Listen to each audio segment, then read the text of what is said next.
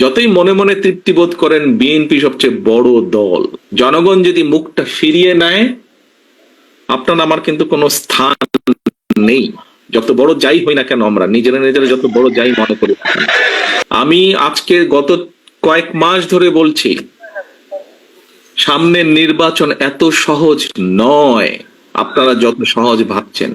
নিজের মনে যতই বড়াই করুন, আরে বিএনপির তো শাখা প্রশাখা একদম গ্রাম পর্যন্ত আছে, অন্যদের কি এত আছে? এত বড়াইয়ের কিছু নেই। থাকতে পারে আপনার শাখা প্রশাখা, প্রিয় সহকর্মীবৃন্দ, আমাদের নেতাকর্মীরা তৈরি করেছে সেই শাখা প্রশাখা, গ্রাম পর্যন্ত দলকে নিয়ে গেছে, ওয়ার্ডে ওয়ার্ডে দলকে নিয়ে গেছে, কিন্তু তারপরেও জনগণ ম্যাটার্স। জনগণ ম্যাটার্স। সেই জনগণই হচ্ছে আমাদের শক্তি, জনগণই হচ্ছে আমাদের সমর্থন, জনগণই হচ্ছে শক্তি। জনগণ সাথে না থাকলে জনগণ 5ই আগস্ট দেখিয়ে দিয়েছে। কাজে আমরা যদি ভুল করি, জনগণ আবার কোনো একটা কিছু দেখিয়ে দিবে, তখন কিন্তু পস্তাতে হবে, তখন কিন্তু হাপিত্তেশ করতে হবে।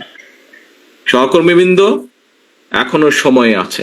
আসুন আসুন আসুন, আমরা জনগণের পাশে থাকি, জনগণের সাথে থাকি। যারা এমন কিছু করবে যা আপনাকে আমাকে ক্ষতিগ্রস্ত করবে, যা আমার দলকে ক্ষতিগ্রস্ত করবে, যা আমাদের দল ক্ষতিগ্রস্ত হবে, আমরা তার বিরুদ্ধে প্রতিবাদ গড়ে তুলব, তার বিরুদ্ধে প্রতিরোধ গড়ে তুলব। আজকে শহীদ জিয়ার 89তম জন্মবার্ষিকীতে যদি শহীদ জিয়াকে সত্যিকার ভাবে আমাদের স্মরণ করতে হয়, যদি শহীদ জিয়াকে সত্যিকার ভাবে সম্মান জানাতে হয়, আজকে দেশনেত্রী খালেদা জিয়া, ওনার জন্য আমরা দোয়া করছি সুস্থতার জন্য, কিন্তু দেশনেত্রী সবচাইতে খুশি হবেন, দোয়া তো আছেই, কিন্তু উনি যখন দেখবেন যে জনগণ সমর্থন দিয়েছে বিএনপির প্রতি, আমি তো মনে করি সবচাইতে বেশি খুশি উনি সেদিন হবেন। এবং দেশনেত্রী খালেদা জিয়ার সৈনিক হিসাবে আপনাদের উপরে সে দায়িত্ব বর্তায়। সহকর্মীবৃন্দ, আমরা কে ছোট নেতা, কে গ্রামের নেতা, কে ইউনিয়নের নেতা, কে বড় নেতা, কে বিভাগীয় নেতা, কে কেন্দ্রীয় নেতা, বিষয় এটি নয়। বিষয় একটি, আমাদের ঐক্যবদ্ধ থাকতে হবে, আমাদেরকে অন্যায়ের বিরুদ্ধে থাকতে হবে, আমাদেরকে অন্যায়ের বিরুদ্ধে প্রতিরোধ করতে হবে, আমাদেরকে এমন ভাবে দাঁড়াতে হবে যাতে জনগণ বোঝে আমরা তাদের সাথে আছি, জনগণ বোঝে আমরা তাদের পাশে আছি, জনগণ বোঝে যে জনগণ যেভাবে চায় আমরা সেভাবেই আছি, জনগণের প্রত্যাশা অনুযায়ী আমরা সেভাবেই তাদের পাশে আছি। দুদিন আগে আমি একজন ব্যক্তির টক শো দেখছিলাম, উনি কথা প্রসঙ্গে বলছিলেন, সে আলোচক কথা প্রসঙ্গে বলছিলেন যে উনি এখনো ঠিক বুঝে উঠতে পারছেন না, যেই স্বৈরাচার পালিয়ে গিয়েছে তারা আবার মাথা ছাড়া দেওয়ার চেষ্টা করছে। চেষ্টা ঠিক আছে, করতেই পারে তারা, কিন্তু তারা যদি ভোটের মাঠে নামে, কি নিয়ে তারা মানুষের সামনে হাজির হবে?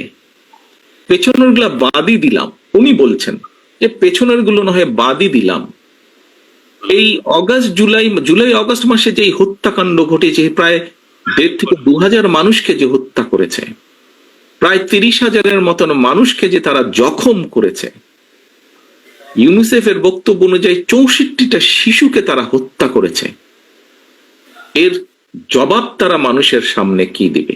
এই জবাবগুলো তো তাদেরকে দিতেই হবে। সহকর্মীবৃন্দ, আমরা যদি সেই দিনটি আসা পর্যন্ত আমাদের ভিতরে যদি কেউ কিছু করে, জবাব তো আপনাকে দিতে হবে। যখন আপনি 2 দিন পরে ভোটের জন্য মানুষের কাছে যাবেন, আপনাকে জবাব দিতে হবে না? সে যদি বলে যে এই মিয়া, তোমার ওই লোক এসে আমার সাথে এই ব্যবহার করেছে বা আমার প্রতি এই অন্যায় অবিচার করেছে, তোমার দলের লোক এসে, আপনি কি জবাব? আপনি কি যদি তখন যদি শুধু জবাব দেন ভাই ওকে তো চিনি না, ও দলের কেউ না, তাতে কি হয়ে যাবে? তাতে তো হবে না। প্রিয় সহকর্মীবৃন্দ, আমাদের সামনে উদাহরণ আছে, একদম কটকটা একদম পরিষ্কার উদাহরণ আছে। জনগণ যখন ক্ষিপ্ত হয়, জনগণ কিভাবে স্বৈরাচারকে খেদিয়ে দেশ থেকে পালিয়ে যেতে বাধ্য করে। সহকর্মীবৃন্দ, মাত্র কদিন আগে, এখনো চোখের সামনে জল করছে সেই উদাহরণ। জনগণ যদি ক্ষিপ্ত হয়, যতই মনে মনে তৃপ্তি বোধ করেন বিএনপি সবচেয়ে বড় দল, আমি জানি হয়তো আমার এই কথাটার কিছু কিছু রিয়াকশন হলেও হতে পারে, বিভিন্ন জন বিভিন্ন ভাবে টুইস্ট করতে পারেন। দলীয় প্রোগ্রাম বলছি, তারপরে এটা তো দলীয় থাকবে না, এখানে সাংবাদিক ভাইয়েরা আছেন, ইন্টারনেটে কানেক্টেড, এটা বেরিয়ে যাবে। বিষয়টি হচ্ছে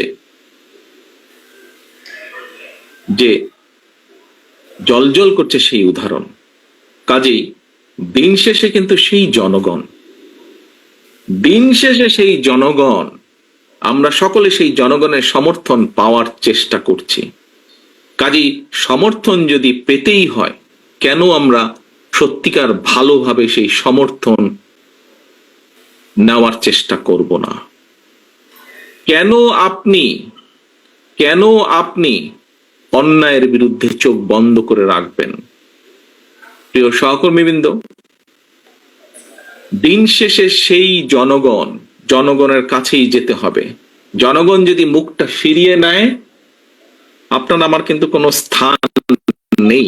যত বড় যাই হই না কেন, আমরা নিজেরা যত বড় যাই মনে করি, জনগণ যদি মুখ ফিরিয়ে নেয়, এবং নাম বলবো না, কিছু কিছু রাজনৈতিক শক্তি, যেই হোক না, যত ছোট বড়ই হোক না কেন, তারা বিভিন্নভাবে আমাদের বিপক্ষে, ওই মোটরসাইকেল আলাদের কিছু কাজ কামের কারণে তার সাথে আমাদের নেতাকর্মীদেরকে যুক্ত করে কিছু কিছু কথা বলার চেষ্টা করছে।